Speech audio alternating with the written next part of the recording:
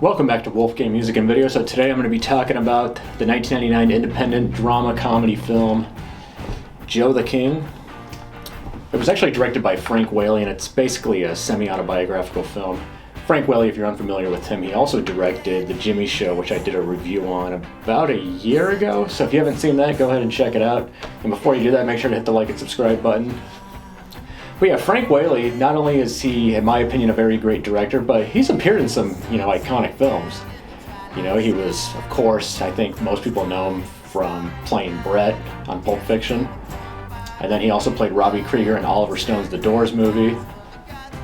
And then he also appears briefly in School of Rock as well. But in terms of his work, even though he doesn't appear in this movie much, I do think this is overall a very great film and just highly underrated. I know I've said that about a bunch of movies before that I've talked about, but it's absolutely true. So Joe the King stars Noah Fleiss as this young 14-year-old boy who kind of lives this, sadly like a destitute lifestyle. He's raised by these two neglectful parents, one more physically abusive than the other, which is, Val Kilmer, who plays his father. And then his mother is kind of more neglectful in a way where she's just more emotionally abusive, very, very emotionally neglectful too. He just doesn't get any positive encouragement from a lot of people around him, including a lot of the co-workers he works with in this kitchen where he works as a dishwasher, which I found very relatable since I did that type of work as a youngster. And you got John Leguizamo as one of his co-workers. I never know if I'm pronouncing that right. John Leguizamo. Either way, he's amazing in this movie, and I just absolutely love his part too. They kind of have a good little unspoken bond, those two, in the movie.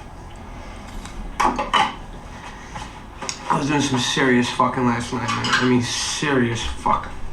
But yeah, despite Joe having kind of a poor upbringing and doing bad in school, overall he does have, a very good heart as someone who's not raised very well properly. And, he's essentially this kleptomaniac, which is unfortunate because it's I feel like he's stealing because he kind of has no other choice. He's working this job, where he's not making very much money because he basically, if he didn't have this job, he would have no means to eat because it just seems like he's not very well properly fed in his household. So he kind of has to support himself. And it's just great to see that fact that he is stealing for a kind of a good cause. He shouldn't be stealing in general, and it lands him in trouble later in the film. But he steals because his dad, Val Kilmer's character, owes a lot of money to these people because I think his dad's supposed to be have an addiction to gambling, so he's just losing all this money. So when he steals the bunch of money from the restaurant that he works at, he ends up using it to pay his father's debt. And his parents are essentially borderline divorced. It's they're married, but they're kind of separated. I think the dad just kind of vanishes, and so there's never really a proper divorce settlement that happens between Joe's parents. But so he uses the money to buy a bunch of Johnny Ray records for his mom because Val Kilmer ends up smashing his mom's entire record collection, which is very sad and to me, that was the most heartbreaking scene in the movie just because, I'm such an avid music lover and, I feel like that was kind of the mom's only, outlet, therapeutically, was just listening to these records. And I gotta say, by the way, Johnny Ray, if you've never listened to his music, I highly recommend it. It's kind of the perfect music to listen to if you want to relax, but you don't want to be bored to death by something that's mellow. So it's got that good balance. It's old 50s music, 50s lounge pop, I guess you can classify it as. But yeah, the first time I ever saw this movie was actually right after it came out. I remember my parents rented it, in 99, when it first came out, and I remember not disliking it, but not loving it. I just kind of watched it because I'm just okay, well, this is on the screen, and this is back in the olden days when only rich people had the internet, at least in my opinion. So I was all right, I guess I'll sit here and go through the hardship of watching a movie with my parents. But I did, from what I remember seeing it for the first time, I did like it. And one of the parts that sticks out to me is, since Joe, there's a scene where Joe's closing down at his kitchen that he works at, as a dishwasher. So he's putting everything away. And I'll never forget, I remember my mom watching it with her. She was saying, it doesn't matter what type of job you have, you always should put pride in what you're doing, just because it makes everything better. So I still think about that even to this day at the job that I currently have. If I'm currently working and I want to, blow my brains out, hang myself, both. You know, I just try to think, you gotta take pride in your job no matter how much it sucks. Even if you're a drug dealer. But seriously, come on, don't be a drug dealer. Get a real fucking job, you lazy piece of shit. But yeah, basically Joe's life, I mean, like, I found it relatable because, like, a lot of this movie deals with Joe always being, you know, late for school, running late for school and being tired in school, not doing well in school.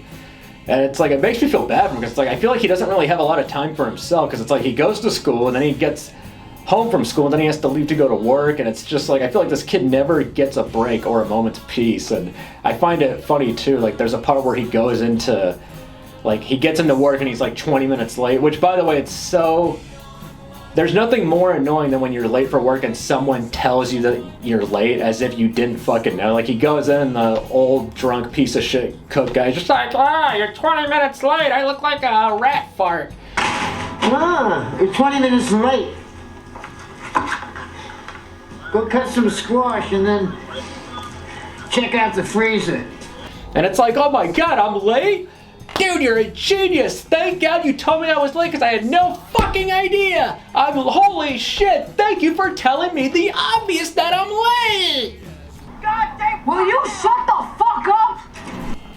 But hey, at least Joe showed up. I mean, you know, so fuck that guy. He should have, that guy, when Joe accidentally pushes him later in the movie when Joe's trying to rob the manager's apartment, it would have been better if that guy just, you know, died. Just kidding. But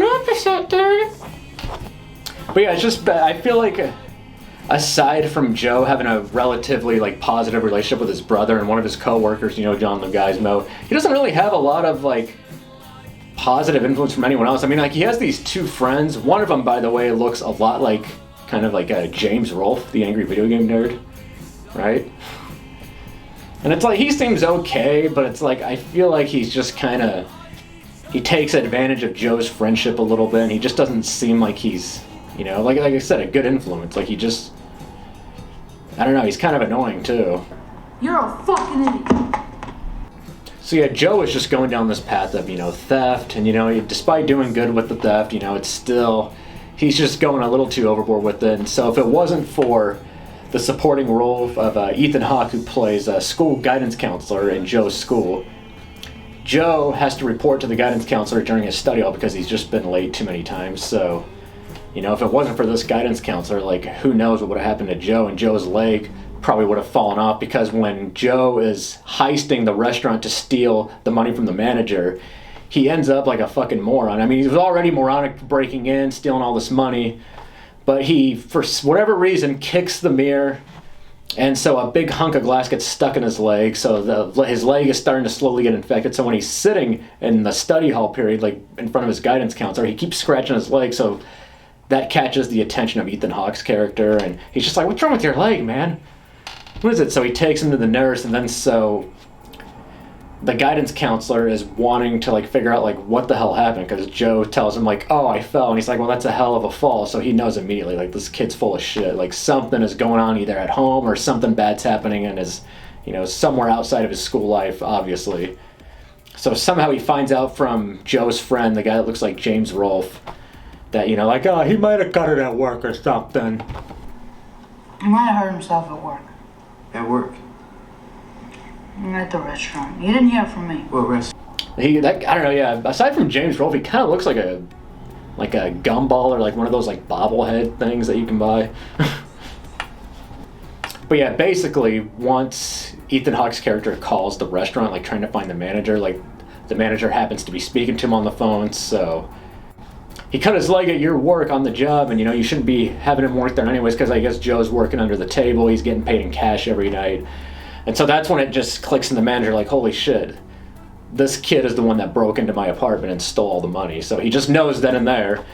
And Joe, I mean, like an idiot, I mean, he was already dumb enough, like, committing all these crimes, like stealing. It's clear that it's the cops that are knocking on the door, and he fucking answers it when, like, he knows. It's like there's all these, like, flashlights and everything, but it was all for the best. I mean, like, Joe, I think it needed to happen, like, because Joe had a problem, and he just needed to, like, break out of his bad habit.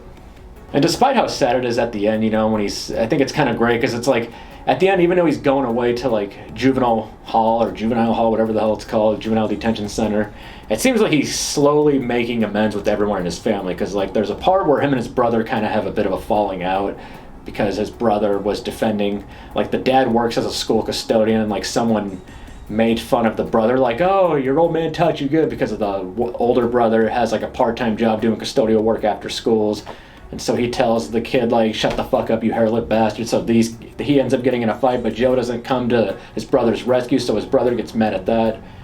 And so there's kind of like a little bit of a battle between him and his brother throughout the movie. But so it's great towards the end, you know, like Joe ends up buying all those rare records back for his mom, and he makes amends with his brother and everything, like right before he goes away. And he even makes amends with his dad a little bit too. And his dad tells him, despite it being hard on his dad, you could tell, like, you know, his dad says, like, I love you, and, you know, he's like, how many times did I tell you about the stealing?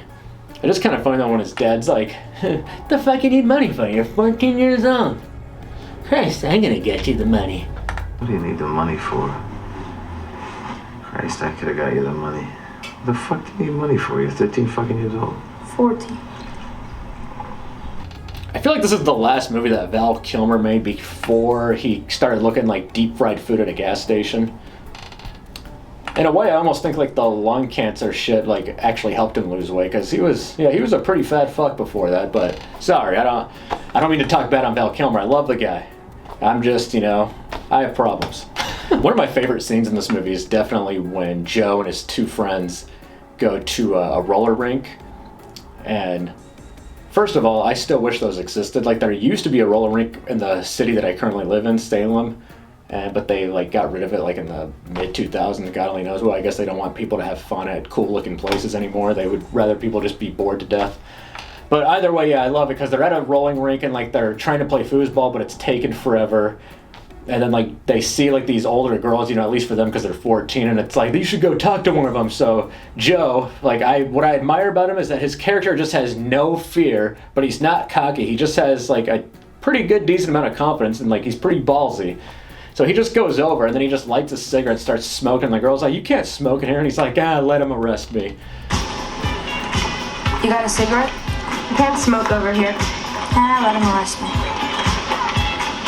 Oh yeah, the roller skating rink part actually marks the first on-screen appearance of Rooney Mara too, which I did not realize that until I rewatched this a couple weeks ago for the first time in at least 10 years. That's pretty much where I fell back in love with this movie. Is like, it was on Netflix like many years ago, back when Netflix used to actually have good movies on. Like, they used to have like a genre which was like independent movies. So I remember seeing it being like, oh yeah, I saw this as a kid, I'll watch it again. And I used to watch it a lot. It was kind of like, oddly enough, to a certain degree, it was kind of a comfort film, which if people saw this would probably find a little strange. But, you know, I believe I've said it before, and I might have mentioned it in the Jimmy Show review that I did. I kind of like dark movies because it's just not so Hollywood fake. It exposes more of the dark side of real life, I think, because it's like, I don't know, not everything can be the Batman or Justice League or whatever stupid fucking superhero movie is that's out that people like, and they'll see it because it's like, oh, that's the new movie with the superhero, I guess I'll go see it. I don't want to see an artsy movie. Why would I want to see a good film? I'll go see Justice League. But that's just me. That's just me. I tell you what, I'll start watching all the superhero movies, okay? Get the boy a sandwich or something before he gets hepatitis. Alright, now that I'm back from having a psychotic breakdown, I gotta say, I could not possibly recommend Joe the King enough. Check it out. I believe you can rent it on Amazon Prime. If it's not available on Amazon Prime, I'm pretty sure you could buy the DVD for a fairly decent price on Amazon, maybe like in the $10 to $15 realm. Or you can go old school and buy it on eBay. I actually found this copy at a video store in Coeur d'Alene, Idaho, which I was very shocked to see, because they were like, oh yeah, Blockbuster in Bend, Oregon is the last standing video store. That's a bunch of bullshit, because there's one called like Movie Theater in Coeur d'Alene, Idaho. And it's a million times better than the Blockbuster. Because to me, I always thought Blockbuster was the fucking Walmart of video stores. It's lame. I mean, sure, yeah, they were everywhere, and like, but it didn't have the greatest selection in my opinion. It was just boring. It just had like all the mainstream videos and like no hidden gems. This place had a bunch of hidden gems. And this is definitely the type of movie that you would have been able to find at like a mom and pop video store. I could go on all day about video stores, but I'll save that for the YouTube's 2-year anniversary episode, which will be coming out in July, where we'll probably do Video Store Memories Part 2, but that's quite a ways from now. But yeah, anyways, if you're looking for a great underrated dark comedy, check out Joe the King.